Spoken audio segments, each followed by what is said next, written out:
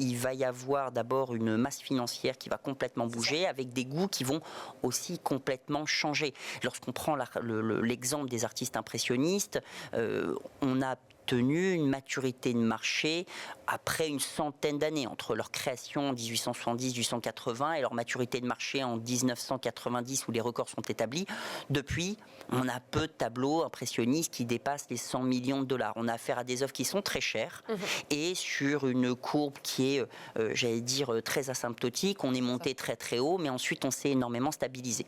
La question que ça pose, c'est la maturité de marché. Alors on envisage peu nos investissements sur une vingtaine d'années, mais on se pose raisonnablement la question de quels sont les artistes, quelles sont les œuvres qui seront encore collectionnées dans 20 ans, celles sur lesquelles on va encore connaître de la croissance. Je crois que des artistes comme Basquiat, alors Basquiat, c'est plus un artiste qui est jeune, c'est un artiste des années 80, mais des artistes comme Keith Haring, des artistes comme Basquiat sont des artistes qui ont aujourd'hui 40 ans de track record.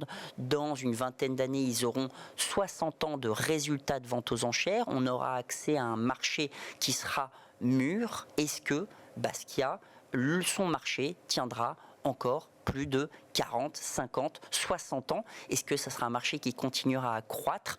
On le pense sur certains artistes, mais on pense aussi que beaucoup d'artistes des années 50 voient leur cote au maximum à ce jour.